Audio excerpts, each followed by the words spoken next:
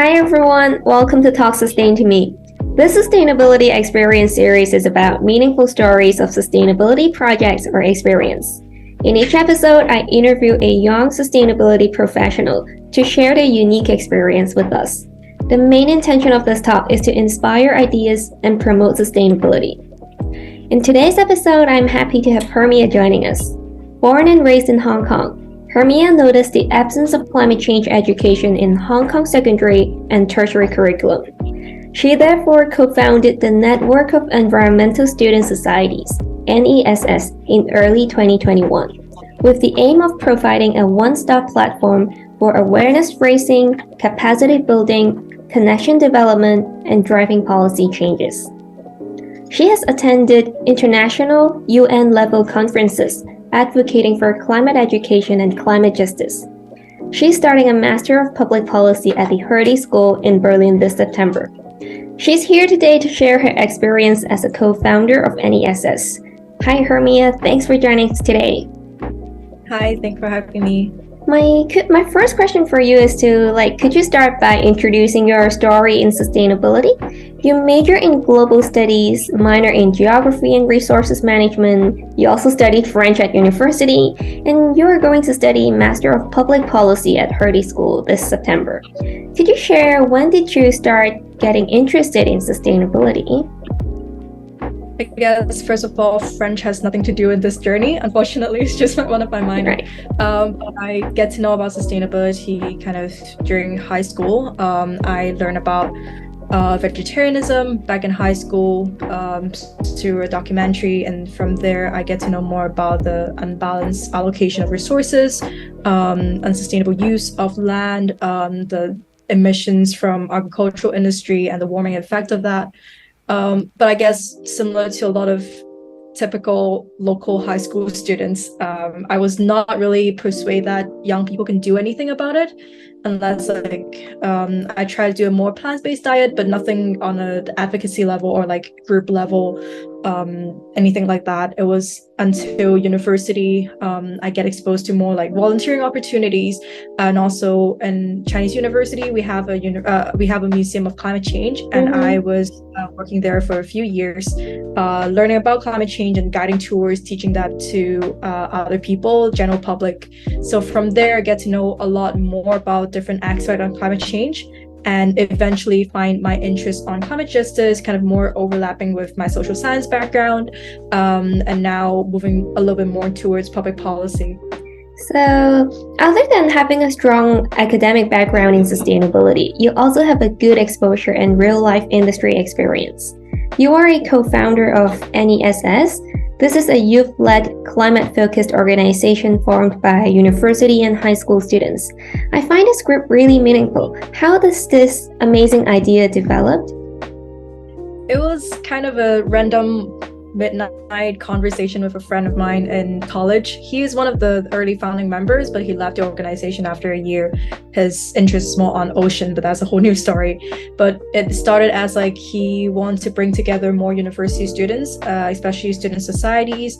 I really wanted to host a educational summit on climate change to cover a little bit more different topics aside from just what is climate change, like a very scientific knowledge about it. So we kind of, and I remember there was a scholarship that you required more than 3 university students to come together as a group, and that's how we started to messaging our friends and spreading the message over WhatsApp. We don't even have an Instagram page back then, and then we pulled together for absolutely no reason. I don't know why people trusted us, but we pulled together 7 people as the founding team.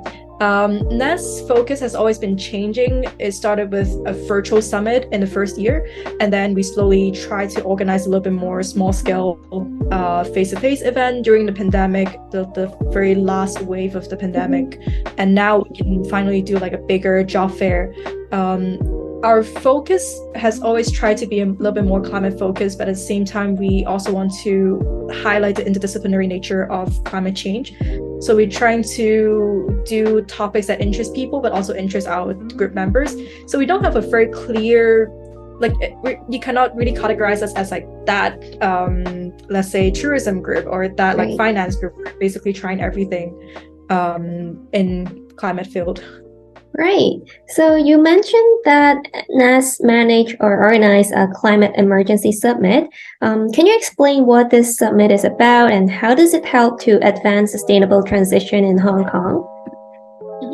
We called it the Climate Emergency Summit because we don't want to we want to highlight the how urgent it is and how serious Right. the topic is about. So the first year it was a virtual summit. We talk about how businesses, NGOs, how youth can take action on climate change and what is internationally, like policy-wise, what is countries doing about it nationally, what are countries in on a national basis, what are they doing about it, policy, business regulations, etc. But after the first year, I think we do notice there are some feedbacks on, so yeah, now we know more about climate change, but what can we do as young people? Right. So starting from second year, we tried something new. We tried to do more capacity building workshop. We invited, let's say, journalists. We invited people from policy response to lead workshops on trying to make it easier for young people to take action outside of individual actions. So fundraising workshops, basically all the challenges that we came across as a youth group, we try to tackle that and give early guidance on that. So we are trying to accelerate actions by providing more capacity building because we recognize there are almost a lot of knowledge sharing in Hong Kong in general, but there's not enough on what can we do aside from recycling or like turning off AC or not using so much energy. Like, is there any other thing that individuals can do? Yeah. You highlighted a really good point is that like after we know what's climate change about, like understanding the basic foundations of climate change and its impacts, then the next step would be how can we help? Yeah, so I really like the idea that how Climate Emergency Summit translated from understanding to acting. So other than Climate Emergency Summit, NESS also recently organized a Green Job Fair in April this year. I know you've spent like 4 months preparing for that, and there were green job booths, networking sessions, dialogues, and fruitful discussions. Can you share more about this successful and meaningful event? Yeah, we are very happy to collaborate with Business Environment Council. Very thankful for them to trusting this group of young people and actually giving us a lot of flexibility on what topics we want to talk about, how do we want to structure the panels, how do we want to structure the speed networking sessions. The reason why we host this Green Job event, we had this idea actually almost a year ago, but we kind of don't know how exactly to execute that. And eventually we come across the right people and the right trusting people and managed to put this together. But the event is aimed to highlight, first of all, the diversity of green jobs. I think we have a lot of misconception of like green jobs as either recycling or you go to consulting. There's no in the middle. We try to highlight there's so many other opportunities and options in green jobs. Ideally, by the end of the day, hopefully every industry will have green jobs, but right now it's a little bit limited still. With, for example, SME, they might not have like a sustainability officer as compared to like a conglomerate. But now we can see more and more green jobs coming up in Hong Kong, and we would try to kind of ride that wave and showcase how people can get into the sustainability industry if you're already in one industry or you're just here exploring, seeing what your interest is.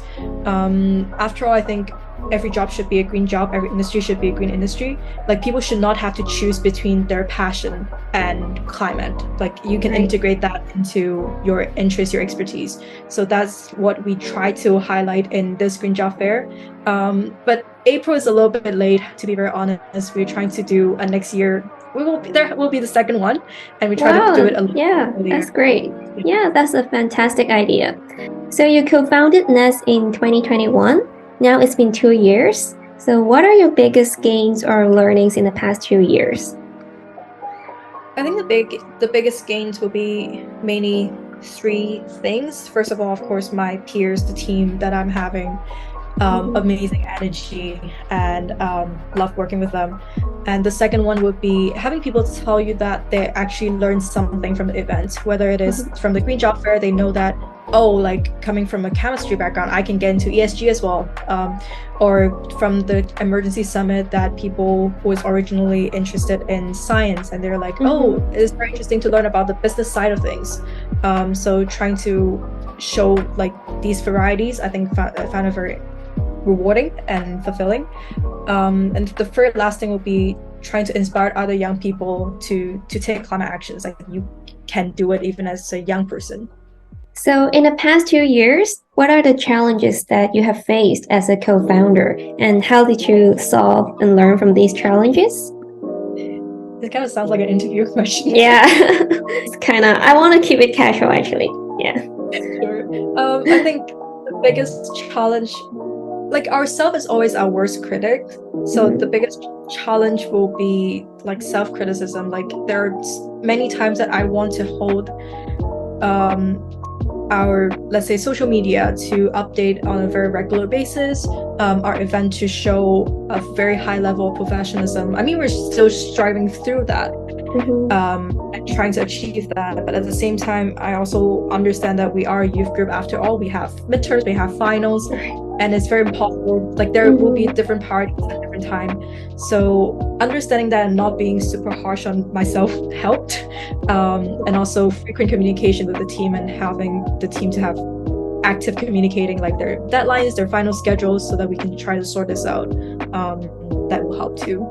Yeah, and that's like you mentioned that this group is organized by university and high school students, and you just need to focus on your studies and also your maybe job or internships. And I really appreciate how this group committed to the climate actions and advocacy work.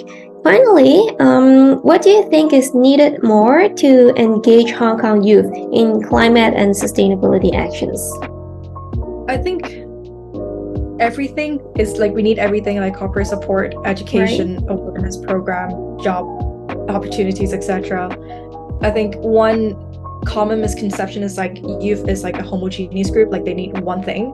I think every youth is different. Like there are some youth that want to start their own sustainable business. Some might prefer just working in a sustainable industry or like a responsible company. And there might be some people still exploring their interests. Some want to be a lobbyist with government or businesses. So like there's so many different kind of young people who is looking for different things. I think we need all kind of support, just because we need to showcase how there are so many different ways for young people to take climate action, and it's not limited to certain majors or certain career path. And by providing all the resources that is possible to have there, really help with that. Right, that's a really good point. Like there are many types of youths. Some may want to start a green business. Some may want to commit to a better sustainable business through their job, and then some may want to be working in the policy sector. So everything should probably work together at once. Thank you so much for sharing. Today we've learned about your story in sustainability, and I'm so impressed by your effort and passion towards youth engagement in sustainability action. For anyone who is interested in learning more, feel free to connect HERMIA on LinkedIn. I hope this episode will help you learn more about NESS and its youth engagement and advocacy work. Thank you for watching. Stay tuned. See you in the next video. Thank you.